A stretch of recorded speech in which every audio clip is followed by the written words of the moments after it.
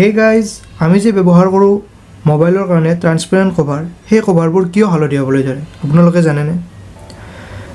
জানেনে? গোটেই পৃথিৱীৰ ভিতৰত সকলোতকৈ বেছিকৈ পচন্দ কৰা কালাৰ কোনটো হয়? চিপছৰ পেকেটৰ ভিতৰত বাৰু কোনটো হাৱা ভৰোৱা হয়? আৰু এই হাৱাটোৰ কিবা ইম্পৰ্টেঞ্চ আছেনে, নে অকল ওজন বঢ়াই আমাক মূৰ্খ বনাবলৈ এই হাৱা ভৰোৱা হয়?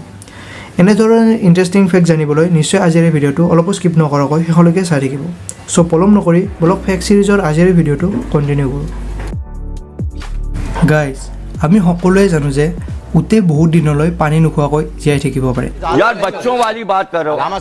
আৰু ইয়াৰ কাৰণে এই উটক মৰুভূমিৰ জাহাজ বুলিও কোৱা হয়।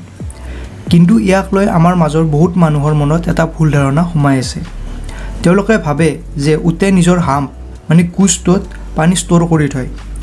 কিন্তু উটে নিজৰ কোচটোত কেতিয়াও পানী ষ্ট'ৰ নকৰে।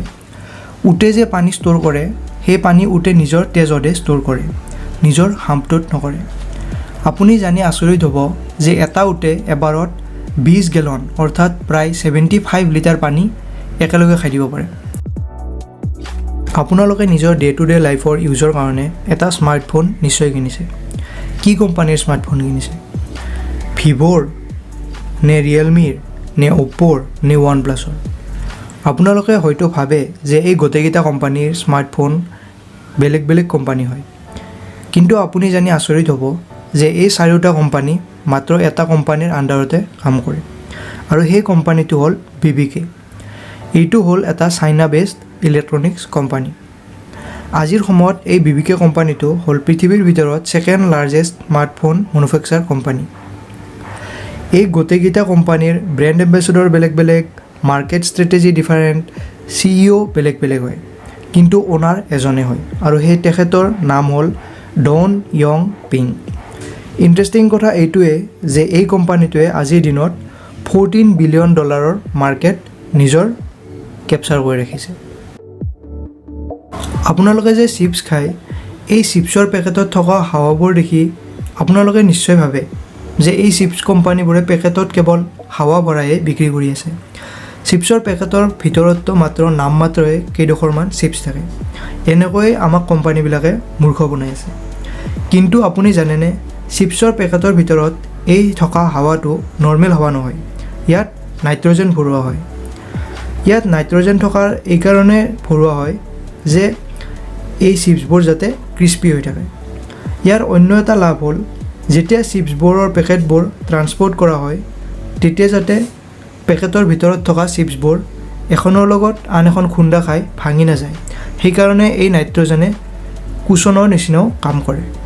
আপুনি এই ফেক্টটো আগতে জানিছিল নে? নিশ্চয় তলত কমেণ্ট কৰি জনাব।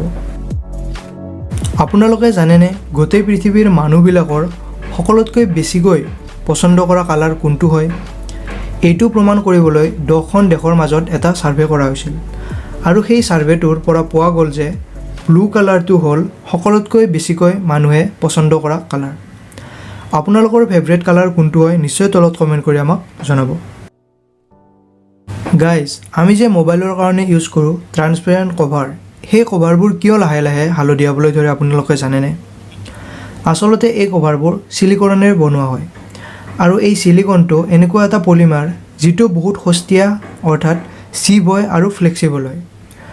আমাৰ পৰিৱেশত থকা উষ্ণতা আৰু মোবাইল ফোনৰ পৰা ওলোৱা হিট, মানে আমাৰ মোবাইল ফোনৰ পৰাও কিছু গৰম হাৱা ওলোৱা আপোনালোকে হয়তো নিশ্চয় মন কৰিছে। ছিলিকন কভাৰটোৱে ইহঁতৰ লগত ৰিয়েকশ্যন কৰি লাহে লাহে হালধীয়া হ'বলৈ ধৰে। বহুতেই ভাবে যে মোবাইলৰ ৰেডিয়েশ্যনৰ ফলতো এই ট্ৰান্সপেৰেণ্ট কভাৰবোৰ হালধীয়া হ'বলৈ ধৰে, কিন্তু এইটো এটা সম্পূৰ্ণ ভুল ধাৰণা। আপুনি ঘৰতে থকা ব্লিচিং পাউডাৰ এচামুচ লৈ এই কভাৰটো চাফ কৰিব পাৰে। ইয়াৰ ফলত কিছু সংখ্যক হ'লেও এই হালধীয়া ৰংটো নোহোৱা হ'ব। চ' আজিৰ এই ভিডিঅ'টোত এইখিনিয়ে। যদি ভিডিঅ'টো চাই ভাল লাগিল, নিশ্চয় ভিডিঅ'টোত এটা লাইক কৰিব, আৰু আপোনাৰ ফ্ৰেণ্ডছ ফেমিলি মেম্বাৰৰ লগত এই ভিডিঅ'টো নিশ্চয় শ্বেয়াৰ কৰিব, আৰু তলত কমেণ্ট কৰি জনাব কেনেকুৱা লাগিল আজিৰ ভিডিঅ'টো চাই। আৰু প্ৰথমবাৰৰ কাৰণে যদি আমাৰ এই চেনেলটো ভিজিট কৰিছে, চ' প্লিজ আমাৰ চেনেলটো ছাবস্ক্ৰাইব কৰিব আৰু কাষত থকা বেল আইকনটো প্ৰেছ কৰিব নাপাহৰিব। তো আকৌ লগ পাম এটা নতুন ভিডিঅ'ৰ লগত, তেতিয়ালৈ বাই বাই।